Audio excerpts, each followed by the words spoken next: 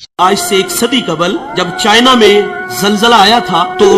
لاکھوں لوگ جو ہے وہ ملبے تلے دب گئے اور خاک کا ڈھیر بنے تھے، اور ایک بہت بڑی بلڈنگ جب وہ نیچے گرتی ہے تو اس کے ملبے کو اٹھایا گیا تو کافی دن لگ گئے اس ملبے کو اٹھانے کے لیے، لیکن ایک جگہ دیکھا گیا کہ وہ سل تھی، اس کو اٹھایا تو نیچے ایک چھوٹا سا بچہ ہے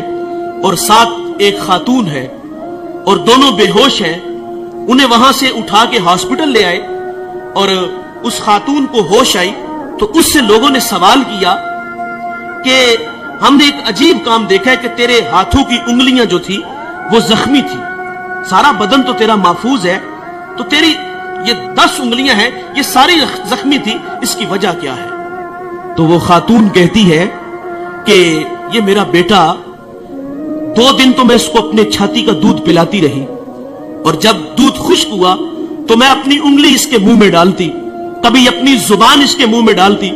کیونکہ زبان بھی کانٹا بن چکی تھی، لیکن یہ بیٹا خاموش نہیں ہوتا تھا، روتا تھا،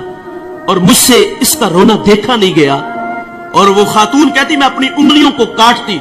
اس کو چباتی، اور جب خون نکلتا تو میں اپنے بیٹے کے منہ میں انگلی رکھ دیتی، اور میں نے اتنے دن اس بیٹے کو اپنا خون دے کے اس کی جان بچائی ہے۔ اور یار ماں اپنا خون دینے کے لیے بھی تیار ہے، ماں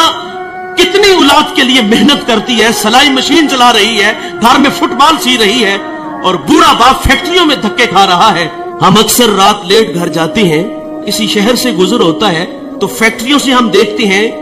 کہ جوان بھی نکل رہے ہیں اور رات 2 بجے بوڑھے بھی نکل رہے ہیں۔ جوانوں کو دیکھ کے تعجب نہیں ہوتا، بات سمجھ میں آتی ہے کہ ان کے خواب ہیں، کچھ سپنے ہیں، یہ بڑا گھر چاہتے ہیں، یہ بڑی گاڑی چاہتے ہیں، اس کے لیے یہ 18 گھنٹے محنت کر رہے ہیں۔ تعجب ان بوڑھوں کو دیکھ کے ہوتا ہے کہ جن کے قدموں میں اب چلنے کی سکت بھی نہیں۔ یہ وقت تو خدمت کروانے کا تھا، لیکن یہ فیکٹریوں میں دھکے کھا رہے۔ والدین کی عظمت کو سلام کرتا ہوں، یہ 18 گھنٹے کام اس لیے کرتے ہیں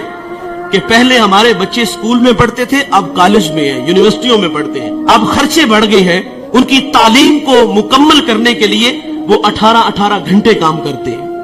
اور ان بوڑھوں کے پیش نظر یہ بھی ہوتا ہے کہ ہم نے تو ساری زندگی مستریوں کے پیچھے دابڑے اٹھائے، فیکٹریوں میں دھکے کھائے، کل کو ہماری اولاد ہماری جگہ پہ نہ کھڑی ہو، وہ ہمیں آسودہ کرنے کے لیے، آسودگی دینے کے لیے خود 18 گھنٹے کام کر رہے ہیں۔ لیکن افسوس انہوں نے محنت سے پالا، انہوں نے ہمیں معاشرے میں جینے کے گر سلیقے دیے، ہمیں تعلیم کی دولت سے آراستہ کیا۔ ماں گھر میں فٹ بال سی کے بچوں کے لیے پیسے جمع کر رہی ہے، کئی بار ہاتھ زخمی ہوا، ساری رات وہ سلائی مشین چلا کے اپنی اولاد کی تعلیم کے لیے محنت کی، اور ہم اتنے بڑے بنے کہ جب ہم کسی اعلیٰ مسند پہ بیٹھے تو اب ماں باپ خود کو چھوٹا محسوس کرنے لگے۔ یہ رویے ہیں ہمارے، وہ ہمیں بڑا دیکھنے کے لیے خود ہارے۔ مجھے سرے راہ ایک بوڑھا ملا، وہ چنے بھون رہا تھا تو میں اس کے پاس رک گیا اور اس کا ہاتھ بھی کام نہیں کر رہا تھا۔ میں نے کہا بابا جی اس عمر میں بھی کام کرتے ہو؟ تو وہ بوڑھا مجھے کہتا ہے کہ مولوی صاحب میرا پتر 14ویں کلاس میں پڑھتا ہے۔ لیکن سخت افسوس، ہم بڑے بنے تو ماں باپ خود کو چھوٹا محسوس کرنے لگ گئے۔ اب باپ کا تعارف کراتے ہوئے بیٹے کو شرم آ رہی ہے۔ او بھائی، تم علامہ ہو، تم مفتی ہو، تم بہت بڑے پیر ہو، تم بہت بڑے سیاستدان ہو، پورے ضلع کے تم مالک ہو، لیکن صاحب جب گھر آیا کرو نا تو یہ سارے سٹار، یہ سارے اعزازات اتار کے آیا کرو۔ جب گھر میں داخل ہوا کرو تو وہی 25 سالہ پرانا ببلو بن کے آیا کرو۔ امام اعظم ابو حنیفہ رحمت اللہ علیہ، کتنا بڑا نام ہے، آپ کے استاد حماد رحمت اللہ علیہ کی مسند پہ بیٹھے ہوئے ہیں، آپ کا فتویٰ چلتا ہے، اور ماں امام اعظم کو وہی بچپن کا وہ جو ہے وہ بھولا بالا بیٹا سمجھتی ہے، اور ماں اکثر کہتی کہ مجھے یہ مسئلہ درکار ہے، یہ میں نے مسئلہ پوچھنا ہے، فلاں جگہ ایک بوڑھا عالم ہے،